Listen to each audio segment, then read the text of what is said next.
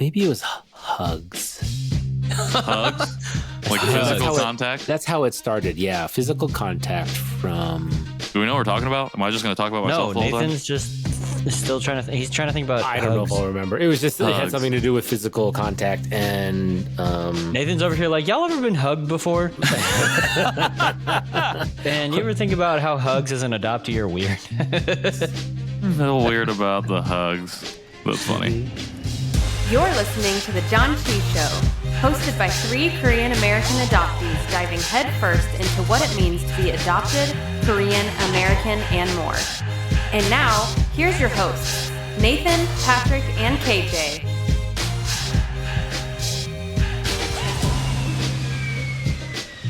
Hey everybody, welcome to the Janchi Show. I am Patrick Armstrong here with my fellow co-hosts Nathan Nowak and KJ Relke. Boys, how are we doing today?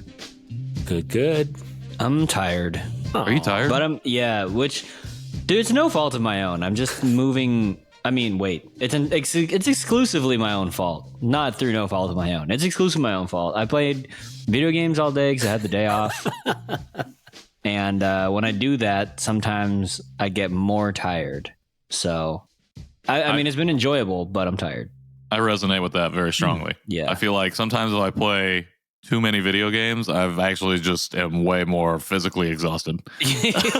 Yeah, my brain is like, I don't know how to focus on anything that's like not that far away. So maybe fix your eyeballs.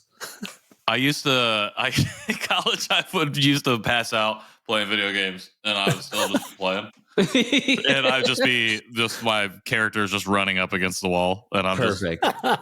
Just passed out. I've definitely done that in bed when I was playing on my phone before, and I'd fall asleep and phone would still be running.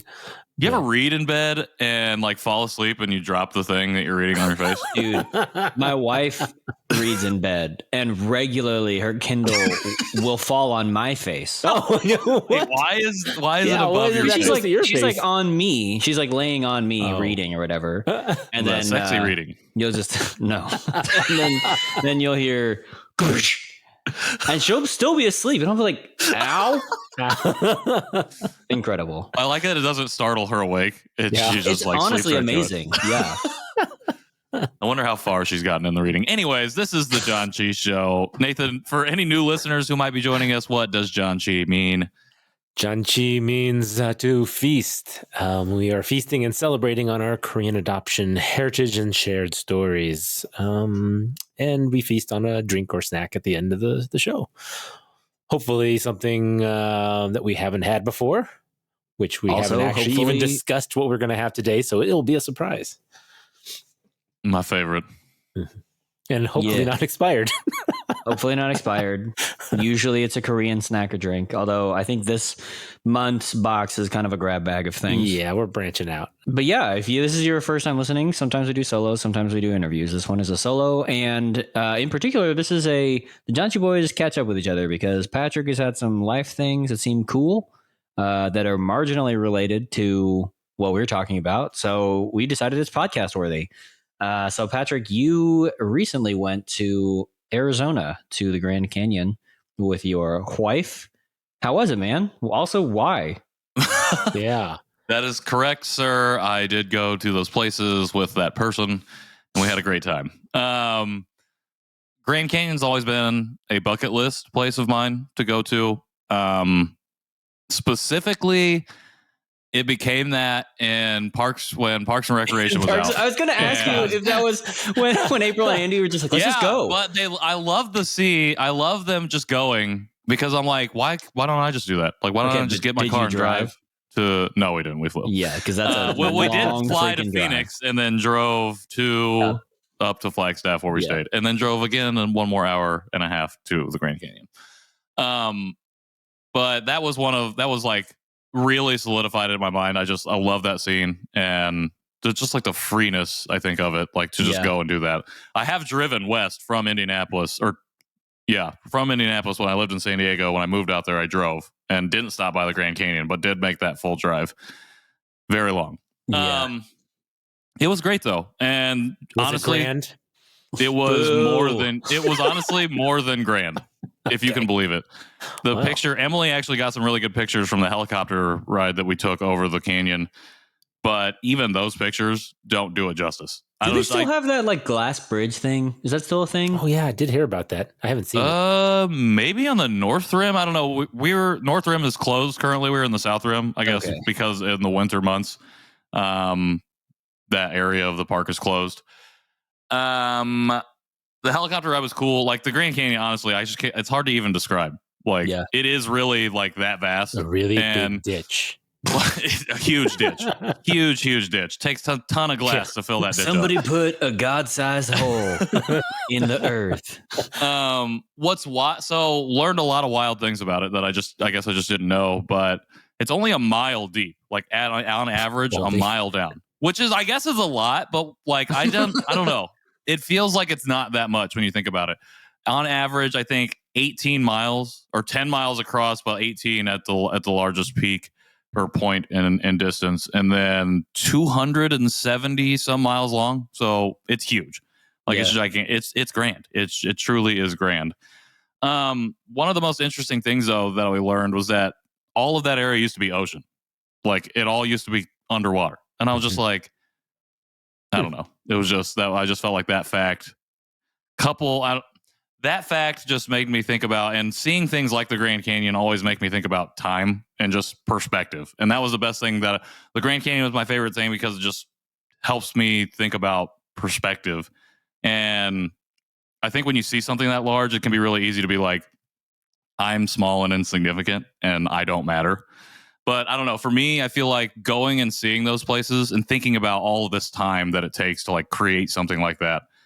And it just makes me feel like those things are more important. Like my life actually has more meaning because of that. I don't know why. It just feels like we take up so little space in the grand scheme of everything that you have to do with that little space what you can in that time, whatever you want to do. But I don't know. For me, it just makes me think of that. And that's the perspective, I think, is that I feel renewed and remotivated and inspired to do the things that I want to do, because it's like you only have so much time. And like, I'm not like, the Grand Canyon is going to get maybe 0.5 millimeter deeper while I'm alive. And that's not very much time. Yeah. But like, I think about like when I went and saw the city of Akrotiri in Greece, which is 4,000 years old. And it's just thinking about I can't even comprehend that amount of time. So going to the Grand Canyon was great because it did help me. It's just one of those things that I got to check off the list that is my bucket, and just got to have that refreshed, renewed perspective. Mm-hmm. No, it's very true. I mean, the fact that it is so large and so big can make you feel minuscule or insignificant in a way. But at the same time, it's, you hear that, that cliche, I guess, of that it was caused by something as simple as running water. That's wild. Just carries it away to the ocean over time. Colorado River. It wasn't instant. It wasn't immediate. It was just over time. It made the Grand Canyon, and so maybe that's something to take away. Is that every once in a while, it might not happen the first time. Then just it will eventually happen. Keep working at billions of years. Wait millennia. Billions of years. After multiple ice ages and the dinosaurs centuries. are gone. It's like the old ketchup saying, best things come to those who wait. Maybe not. I don't know. That was a tangent. My weird earth science thing is I was recently reminded in a philosophy podcast of all places that fossils are not actually the bones. Like they're not like the skeletal remains of whatever animal. It's just like fossilized sediment that's in the shape of the bones. Right. And I was like, what? I don't know. I don't know if I missed that day in history science class or if I just like forgot that fact. But yeah, I was like, what? So that just like wrinkled my brain for a minute. And that also, so that was a philosophy podcast about young earth creationism, which argues from a quote biblical standpoint that the earth is only like 6,000 to 10,000 years old. So the Grand Canyon is literally an act of God and couldn't be the slow, subtle change of a river across billions of years. So, interesting. It's not it's a whole thing. It's really, Yeah, it was a fun podcast to listen to, but that's all I have to contribute to the earth science portion of the Janchi Show. That's funny. I guess to relate it to what we talk about on the show, and like you said, it was tangentially or could be tangentially related, is that I think about all the time that I've lost as an adoptee of like myself and knowing who I am and all of this like feeling of regret or mistakes made and wanting to make up for all of that time. Like going to those places and experiencing somewhere that has so much of that history of just of depth. I don't know what other word to describe it, to use to describe it, but just all of that makes me realize again, like the significance of every moment, I guess, that I have. And I still, like, I came home and I found myself playing video games for like 2 hours the other day. And it's like, God. You just had this perspective change and you're not taking advantage of it. And it's just like, also the realization that it's not all going to happen at once and you can't just do a great thing every second. You know, I'm not Superman, I guess. And even Superman was not infallible. So yeah, Superman went to high school. He did go to high school, caused lots of problems. Yep. But yeah, that's why, I mean, just to relate it to that, just like the search for knowing that there's so much that I'll never know probably. And so much that I'm working really hard to try and know again. Or learn for the first time that I should have already known, like language, is just takes on just added significance, I think. Mm-hmm.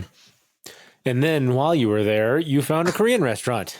I did. Speaking of language, in Flagstaff, on San Francisco Street, I think is like a main little strip there, is just a nondescript white building that is a authentic Korean restaurant.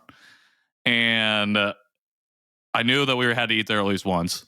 So one day, the day we were going to originally go to the Grand Canyon, it snowed. And it snowed so much that when we were going up the hill to get to the gate of the Grand Canyon to go in, a bunch of people got stuck in the hill, like 100 cars. And we were one of the cars that got stuck there. Somehow did not slide down and crash into other vehicles, got turned around and got out of there. But because of that, our plan was sullied. So we went back to the town and we're like, okay, this is a good time to go eat at the restaurant. And so we pop in there and there's like 6 tables. There's a 6 top, a couple 4 tops, and a couple 2 tops.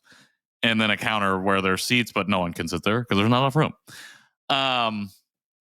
We sit down and the woman who owns the restaurant comes out and she says hi, and I say annyeonghaseyo, and she goes annyeonghaseyo, and then she's like launches into Korean, and I'm like, nope, abort the mission. I was just like, "Ne," at the end. I was just like, "Ne," and she was like, "Okay," and just walked away, and it was hilarious, but it like. I was just hilarious. It was a hilarious moment, and she was super nice. And the food was literally, I was telling you guys before we got on here, but the best Korean food I've had in the United States, anywhere. It was fantastic. I had kimchi jjigae, and it was so good. I was honestly couldn't believe it. I was like, I don't think this is real, but it was real.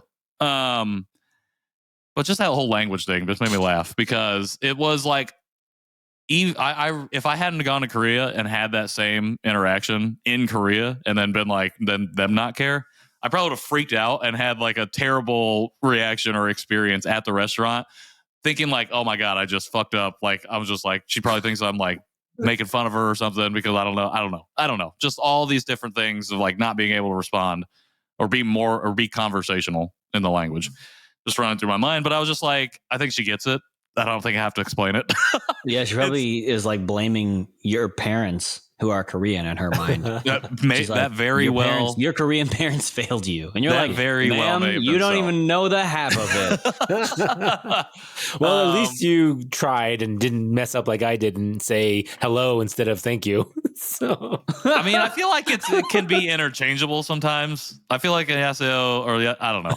Anyways, I'm going to cut that out. I think this reminds me again of that Transformers bit where he goes, "What's the past passcode, and the actor goes, "Das Vidanya," and then the Russian guy's like, "That means goodbye," and he closes the slit. You're like, they're not at all interchangeable. They don't interchange that way. But amazing, and ended up going back again the following day. I don't think that the lady recognized me, to be honest, because she was sitting there having a meal with some other people, so it was fine.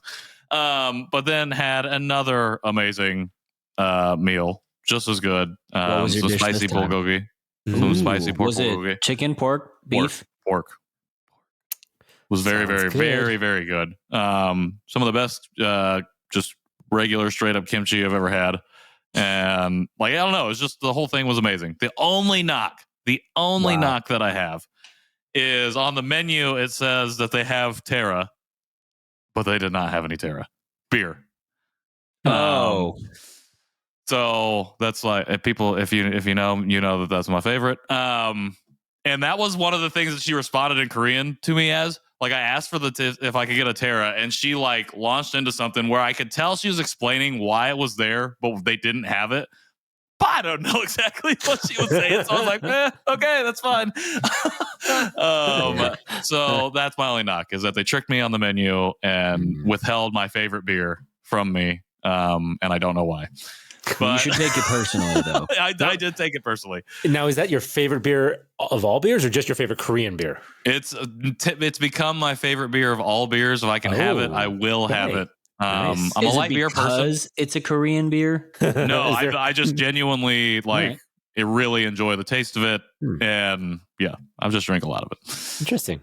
Yeah, I can't even think how it tastes actually compared to other beers. I mean, I know it's a light beer, but is that the one that we've gotten in LA that's like typically paired with soju?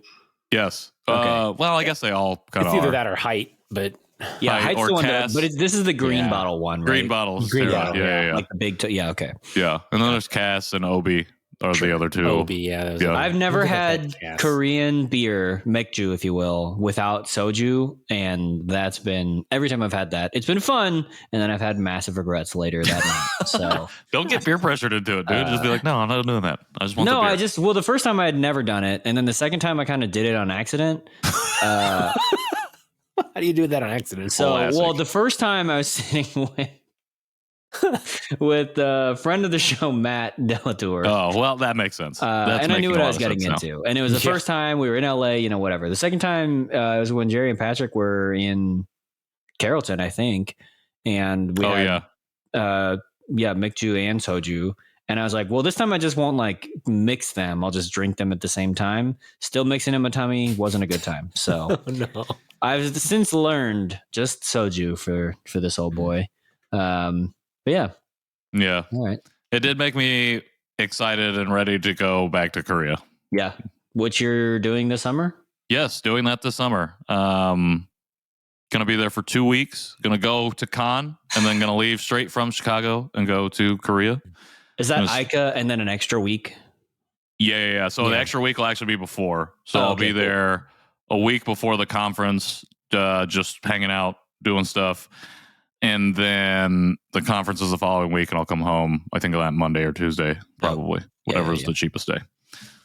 Yeah, there's a week between Con and ICA. And Con's actually going to have like a little ICA gathering there for anybody who's also going to ICA so that they can get together and just, know some people. Meet. Yeah, in case you're going to ICA and you don't know anybody. So I'm telling you, just roll up in a Janchi shirt. That you can't get. Apparently, they're freaking limited edition ones. Limited edition ones that we don't have. Yeah. Mine are getting holes in them. I've been wearing them so much, actually. Oh, yeah. I know. Mine's kind of fading. I'm like, I need to get I don't even have one. That's your own fault, bro. I know. I feel stupid and I hate it. I hate it even saying it out loud. I feel stupid and I hate it. I don't have a t-shirt. I don't have a t-shirt. My own show's t-shirt. Right. I think it's because I've secretly just always wanted to design my own and haven't yet.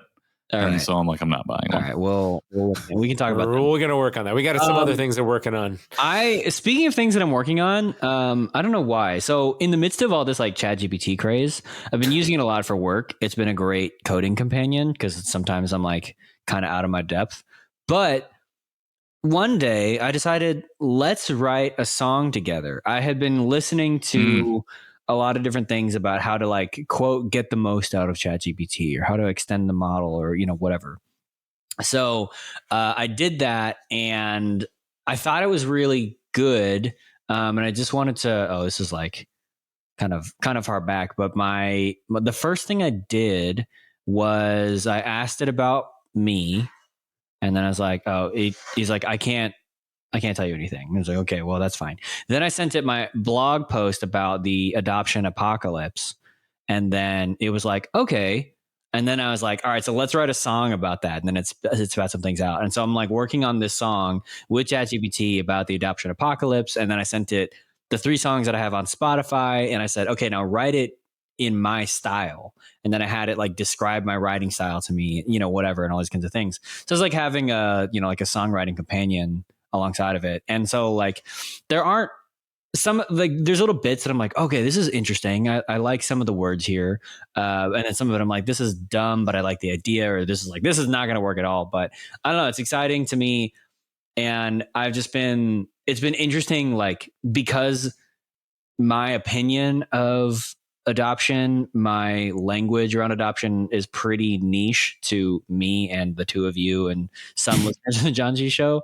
Like, I was like curious to see what ChatGPT knew, how much of its own quote unquote thoughts on adoptions would be, and how that would influence the writing. But yeah, I don't know. Have you all played with ChatGPT and explored any like adoption-y or like more philosophical ideas with it? Haven't even typed the words ChatGPT into my browser search bar one time. My friends are very surprised that I have not dabbled in any AI. That does that actually is surprising to me too. Is it? Okay. Yeah. I'm it's not that I'm like, I don't know.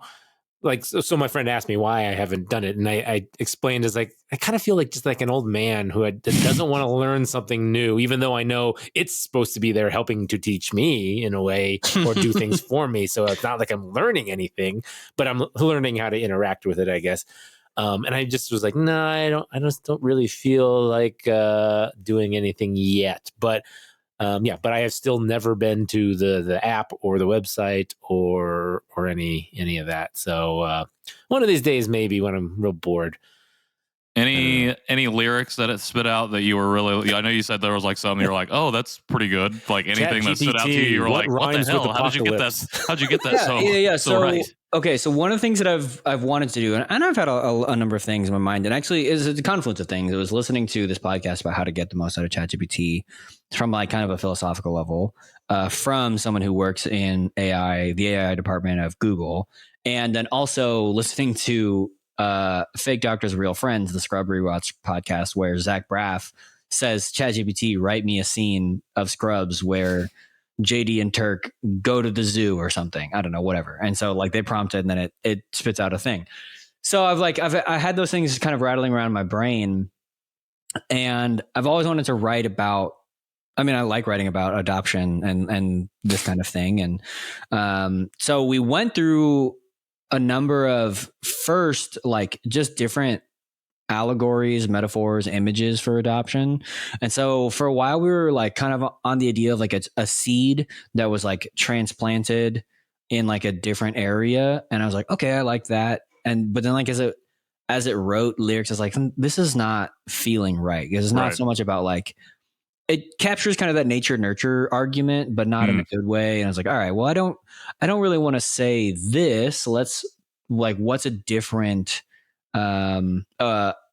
another allegory. So this ChatGPT said one possible allegory would be the journey of a bird who is born in one nest and then raised in another. The bird may feel a sense of duality and struggle to find its place in the world as it's torn between its original nest and its new one.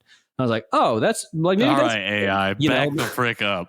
So I was like, maybe that's good, whatever. So we spent a long time in the plant metaphor and whatever. But then I was like, okay, I'm not really feeling this. And I say, let's try something else.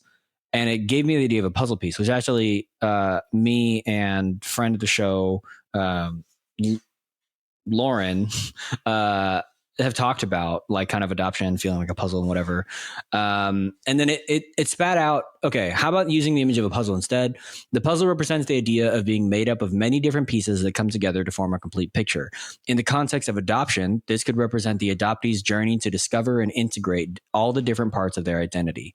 For example, the chorus could be, and here's the lyrics, piece by piece, I'm putting myself together, finding where I fit in, finding what's forever. A puzzle incomplete, but still worth fighting for, to find the missing pieces and be whole once more.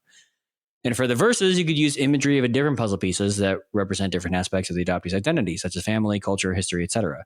The pre-chorus could then tie these pieces together using the image of a completed puzzle as a metaphor for a sense of belonging and completion. And I was like, damn! What the fuck? It's so good. So maybe it's more that I'm wild. scared of AI now. Yeah, that honestly terrified me, but No, but- also was incredible. But It the was thing also is incredible. like, if I was working with another songwriter, Right. we would be doing the same things. process. It would be Yeah, like, yeah. okay, here's what I want to talk about. What can we use to like wrap this in metaphor, and then what can Right. we use to, so like but it took me a long time to train the AI to be like, well, here's how I'm thinking about it. Here's how I want to think about it. Okay, so that was going to be my question. It's just like you keep feeding it things Yep. to Mhm. learn the ideas of what you want, like at least the structure, and then it can pull from Yeah. It's very, all the vastness to create whatever it it's creating. can't, but if you send it certain things, then it can. It'll only pull from the input. Yeah, it doesn't necessarily have like unfettered access to the internet quite yet. Oh, It just okay. has like, That's there's good. like, That's a good. lot of blocks and whatever. But yeah, we're not there All right, yet. We're not Skynetting quite Oh, yet. that's incredible. I mean, that's wild because that sounds to me like someone well versed in the Yeah. experience of adoption and Right. the adoptee Yeah. experience in Mhm. particular, and who can very well articulate that experience. I'm Very like, damn, poetic. I never even would have thought of talking about it like that in Yeah, that exactly. terms. And that was just like, but when I read that, I was like, oh, this is so inspiring. Yeah. Now I can jump in. And so it's Sure. like, it's kind of it's like a hack to getting around like the blank page syndrome of like, if for writers, like the scariest thing is the blank page, or for painters, like the scariest thing is the blank canvas, whatever. But like, Yeah. if you can like get a tool that helps you get around that quickly, then you can start putting your own touches in that and whatever, and I think that that's important. So the skill really lies in knowing what to give, what information to share in Yeah. order to create something. Yeah. But I loved it because like in this other podcast, I was like, the guest was talking about like how this can democratize a lot of things in a way that like Canva democratized graphic design for a lot of people. You don't have to know how to do Photoshop. There's a lot of really great templates on there. So like, while it's still possible to make bad designs on Canva, it actually takes more work to make poorly designed things. And so that no one should really go with any poorly designed thing in this day and age. If they have access to the internet and access to technology, there's no reason for something to be like poorly designed. Right. That's Whereas true. like before, that was like a pretty big kind of gatekeepery thing that sets apart like big brands from other, like startup whatevers. And so I was thinking about this and how like, again, assuming you have access to the internet and tech and all that kind of stuff, which is already kind of its own barrier to entry. But in America, assuming you have access to those things, like this can then democratize. Like, what if you have a lot of ideas and you just can't quite figure out the words? This is a way to like help you express yourself. It's a way to help provide language and do it like en masse, like and add like just a lot of content out there in a way that I think can be really powerful and could be good ultimately for our community. So if you're out there and you're like, oh yeah, I want to like write a blog post, but I don't like, because I have this idea, but I don't quite know. Maybe it's easier to have a conversation about it with a ChatGPT, who then will also do you the work of like spitting out 500 words and you just have to edit some of them versus you having to write those 500 words yourself, which I thought was really interesting. That's wild because literally today, TikTok showed me an ad for an app that does all of that. Like to make essentially it'll make your content for you. Mm-hmm. And then it'll write the script, it'll come up with the picture, and then it'll feed the script onto your screen while you record yourself saying it. Yeah. I'm like, am I doing this wrong? Am I doing this shit wrong? Where were you in college? I am, but I mean, to hear you talk about it, like it's harder. You do more work to make something bad. I'm like, have I been working too hard to create stuff? I'm like, what the fuck am I doing? But I think I get so wrapped up in this idea of authenticity and not wanting to, one, plagiarize someone. Yeah. But two, be known as someone who's just derivative and not. And the thing is, though, like we kind of all are at the end of the day. Like all the information that I know and spout off and talk about here on this show or elsewhere is all information I've gotten from other people outside of my own lived experience. So I just think it's so interesting because I'm like questioning all of these things that I've made in the last 2 weeks. I'm like, I got to go back and fix all this stuff. Like, why am I switching the template out and then these things? Just leave it. Just leave it. They've already made it and it works. So I'm just having realizations right now, and I'm thanking you for opening my third eye to why templates exist.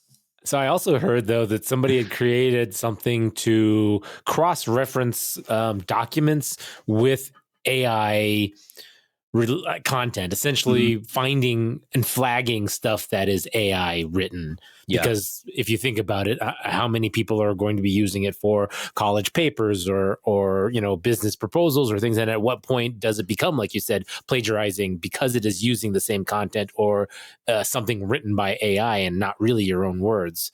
So somebody was writing something to help flag that, which seems interesting. It almost seems like anti-AI, or I mean. Well, okay, so this is not a tech podcast, but basically, I was literally just thinking, I'm like, we've transitioned from adoption to technology. Well, but it'll come back to the idea of plagiarism and authenticity and whatever. But basically, early days. So currently, we're on ChatGPT version 4. Version 4 is paid. So the latest free tier is version 3.5 as of this recording. But I think when it was released, it was like version 1. And version 1 especially was basically just like a high-powered probability model that takes in a bunch of like data and then based on that data says, well, this is your most likely next word until like within the parameters of whatever you give it, right? And so the AI has no sense of what the words mean. It only knows that like this string of characters is a word, and that word is going to be the most likely next word to like the email predictive text or like the predictive text on Google Docs or something. So if you were to just like on your iPhone, like just the predictive next word. So if you start typing some words and then just hit the prompts, eventually it starts becoming nonsense, right? Oh yeah, very quickly to be honest. So basically, right. I've done it many times. So yeah, exactly. It's really fun. ChatGPT is just like a better version of that. Okay. And so this person wrote a program and say like, hey, if this follows this kind of thing, we're going to be able to detect the nonsensical language that comes up, right? However, the thing about like writing college essays is like, especially when you think about it from like a liberal arts perspective, if you're doing like an art critique of some type, whether it's movies or literature or whatever, then it's like you probably aren't going to say anything new, anything that hasn't been said before, right? Like that's what we were talking about. Like everything under the sun has been said and done before. However, it's the uniqueness of your lived experience and your like perspective that's going to add something new to that conversation, right? You know? And so like for me, it's not like, I'm sure that I'm not the first person. I know for verifiably, I'm not the first person to think about adoption as a puzzle and like that kind of thing. Right. I'm probably not even the first person to try to write a song with that type of thing, right? But it's my lived experience and like my point of view and my voice that I'm going to use to be able to do that. And so it's not so much that ChatGPT is going to like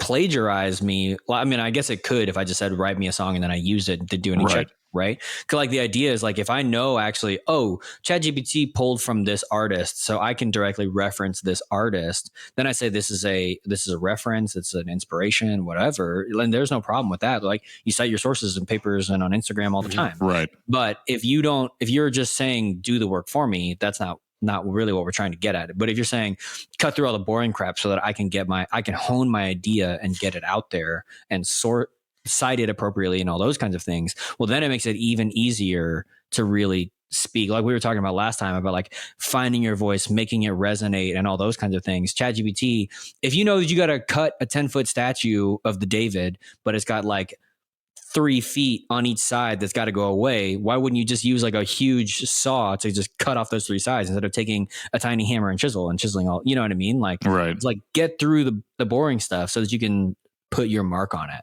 So, and I think that to me, this provides a tool to be like, okay, I've got a good starting point. Now I actually want to like figure out how I want to go from here. I wonder how many people will believe that everything you just said was written by ChatGPT. I'm just kidding. But ChatGPT sponsor us. Sponsor us. That's it's super fascinating, honestly. Like I feel like I've read a couple things about it. And honestly, I feel like a couple of things that I did read were negative things. Yeah. But I think that was early days. And it sounds like it's obviously come a long way in 3.5 versions or so. So that's really interesting. And it's interesting to think about how it can, again, maybe help people cut through the fog, for lack of a better term, of these conversations that we have around adoption, especially when we're trying to articulate something about it and we're struggling, and if there's a resource out there that can help us explain it a little bit more succinctly, even though you have to feed it all that information for it to be able to start to do so, that I think could be very beneficial. Yeah. Well, and the benefit too is like this, so you can like save, since neither of you have used it, you can save your chat history. And so like in one chat window, like this one is called Writing a Song Together. So this will be the chat that I always use to write songs. Okay. Other ones that you're not having like, the same conversation with it over. Like every time you want to write a song, you're like, all right, let's go back through this. But I have like a ton of other ones, and I'm like, this is for WordPress, and so I just have conversations about WordPress with it. So interesting. Those aren't like blended contexts, if that makes sense. That makes sense. So at the moment, I have no need for ChatGPT, but it is definitely sound intriguing. I mean, you could have it write a bedtime story for your kids, or you could say, I have this Lego set and this Lego set.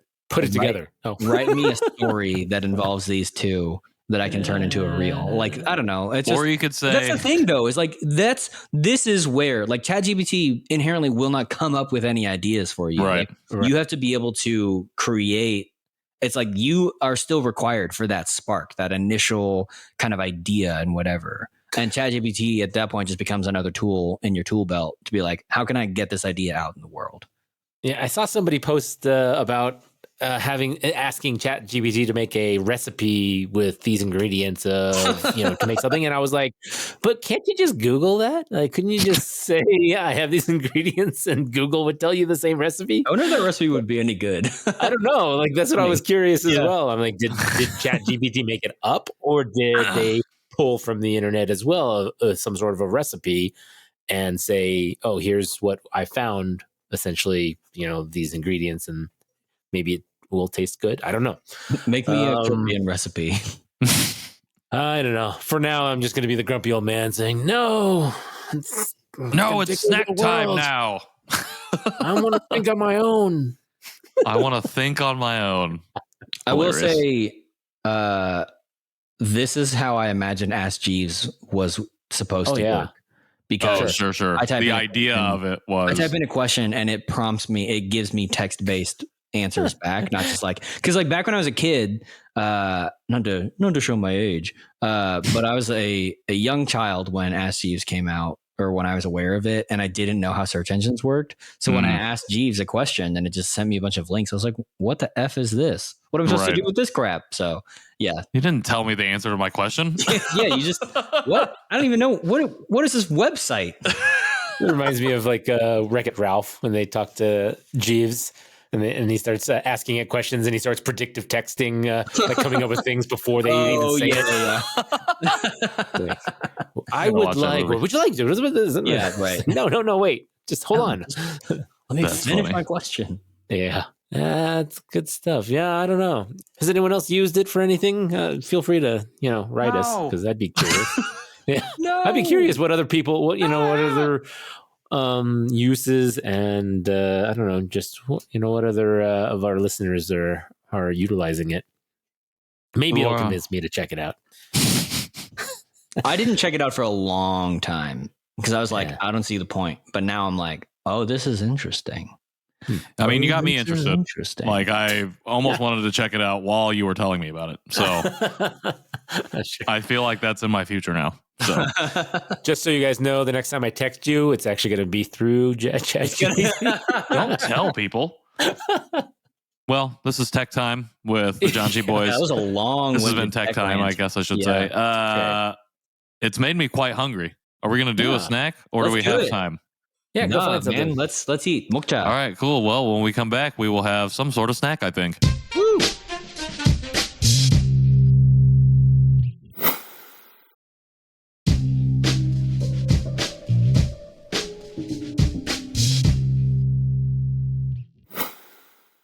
Welcome back to the Janchi Show food snacky portion. We've got something interesting from a brand that I have never heard of, that we've never had snacks from. Yeah. Yay, new things. It looks German. So the brand is Gugën? Like, yes. So Gugën. Gugën. I don't know how to do the E with an umlaut above it. I know it's got, but it's All right. It says made in South Korea, so I knew it was Korean, and it's not expired. I don't believe you. Anyways, what I was going to bring up is that I can feel through the bag some of these things, because I thought I heard you say soft pretzels, and I was like, no, I don't. I'm already not going to enjoy this. But these are clearly hard. No, these look like hard, crunchy pretzels. And they feel very small. Very really? small pretzel-sized flat pieces is what I'm feeling in here. Because on the picture on the front is like a huge giant pretzel. So, and Probably it's a in garlic large, butter sure. flavor. Garlic clove and a slice of butter. Yeah. Slice of butter? Stick. That's a whole stick of butter. Ooh. Yeah. This is BTS's favorite pretzel. This is BTS favorite pretzel? This is BTS's favorite pretzel. No, I don't know if it is. It's gonna, Oh my. it's gonna shoot Don't through the roof lie. now, though. Yeah, so it's Gugën. The Korean says 고소한 버터의 풍미와 마늘의 감칠맛. Didn't we have something else that was garlicky? 프레첼. 프레첼. Huh. All right. Sold in That was not the Australia. easiest to open. Was it not? Also, very small Oh, product. dang. Like airplane Ritz Yeah. Chex Mix style. Oh, it very garlicky. Heavy Good, I on the like garlic? Heavy on the garlic. Well, good. It keeps the, The vampires pretzels away. literally are smooth like butter because they're coated in butter. Whoa. Oh, yeah.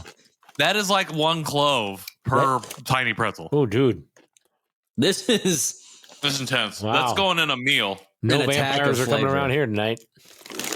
Very Korean, the amount of garlic being used in the snack. Dang. Yeah, Wow. that's like the I most... feel like this would be good added to like a noodle dish or something. Like that was just plain to give it some crunch and then some extra garlic. Do you like crunchy noodles? Yeah, I like crunchy Do you like noodles. crunchy nudes? I love crunching nudes, dude. No, not crunching. Crunchy. That too. Look, man, I don't care what you do to your nudes.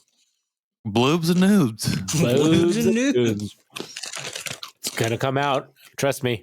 I've already created it. That's the shirt. I've already created the That's the shirt. We shirt just that got to we get it need. online.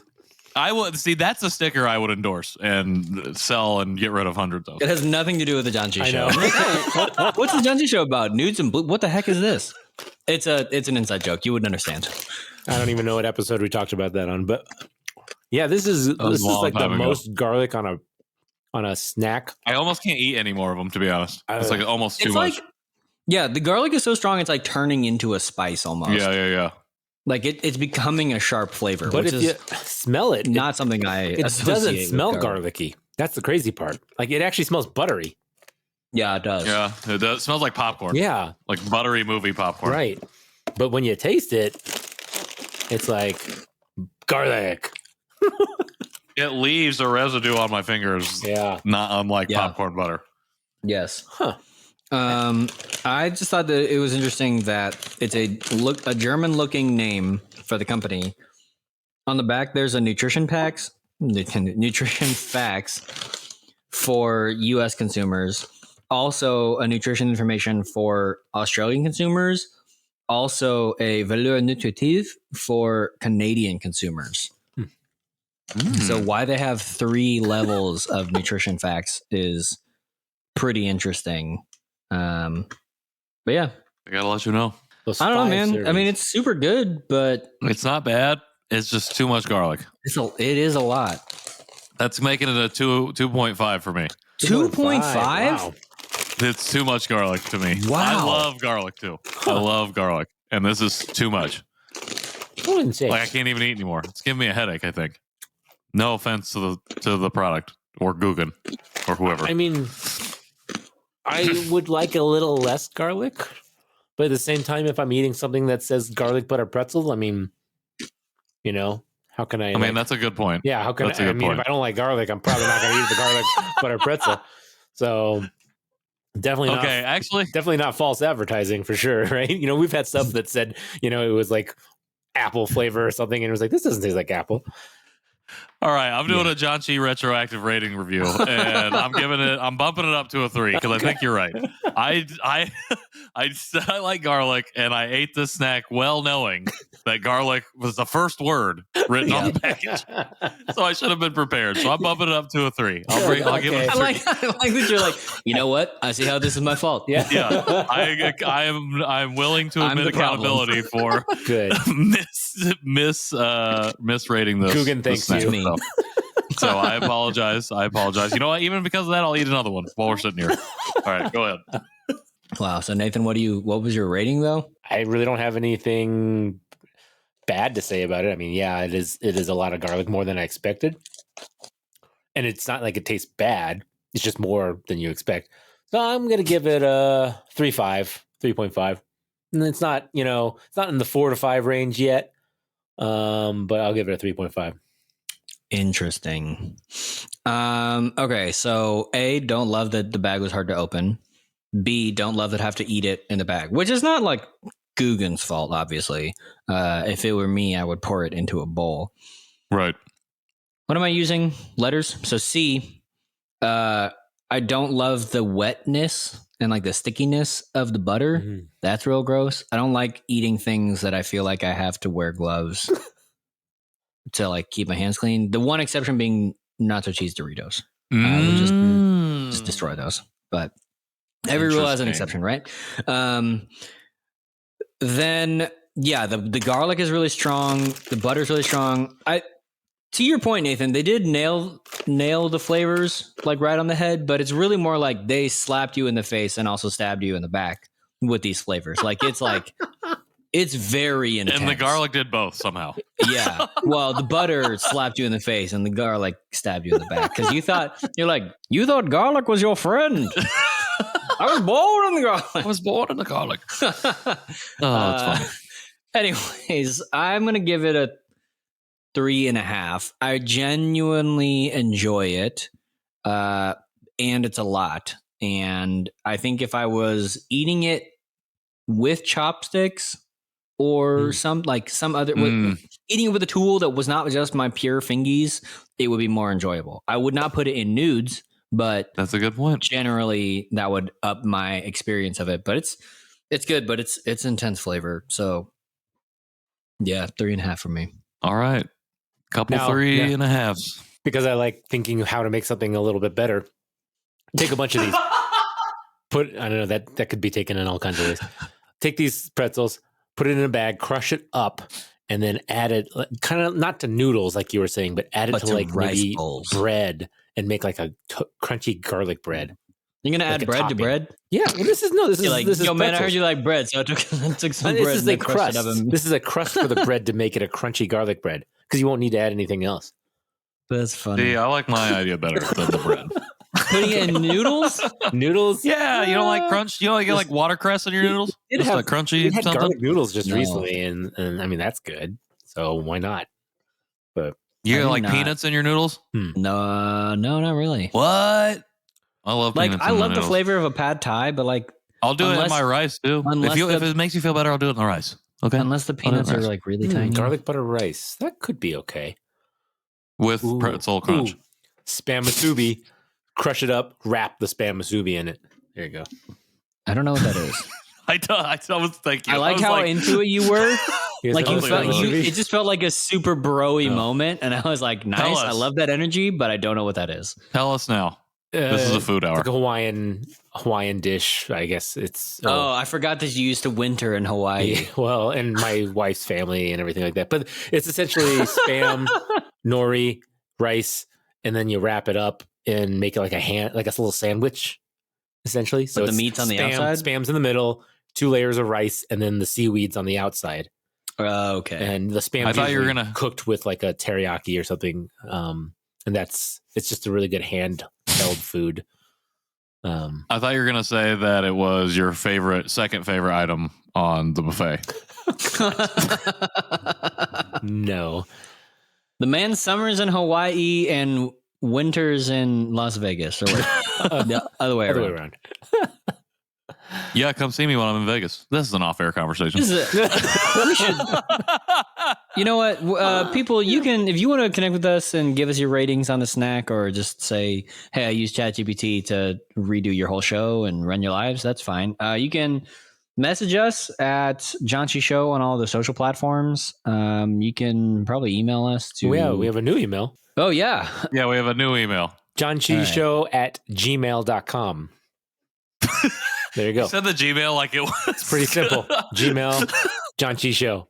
Simple. we're using this. You've probably never heard of them before. Probably Yeah, never. yeah, We're gonna put them on. We're gonna give them a little bump. That's We're gonna give them a little Janchi Show bump. mail.com.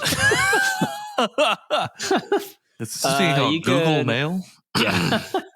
You can leave us a voicemail at 972-677-8867. Or that's all the ways you can connect with us. And if you'd like to go to our website, janchishow.com, to learn more about who we are or support the show, janchishow.com/support is the best way to do that. I'm at KJ Relke, wherever I want to be found on the internet. I am Nowalk on Instagram. And I'm at Patrick in the world. Yeah. Everywhere else. Thanks for hanging out with us. Sorry we had like an unscheduled, unannounced break, but life just be like that. Patrick was suddenly, he's like, "Oh yeah, I can't make that. I'm going to be in Arizona marveling at the grandeurs of the universe." I'm like, "Oh, all right. Well, that's fine." So I really wanted to do the bit where he goes, where's the mountain with all the faces? Where's But there the was way mountain too with many. the faces? There was way too many people there for me to do it as loudly as I wanted to do it. Sorry, y'all. Had to go on vacay. It was fun. We're gonna get some guests back on here soon. So yeah. Nathan's We'll going be to finish going through puberty. I know. It's So, okay. Until next Nathan week. finishes hitting puberty, Janchi, Janchi,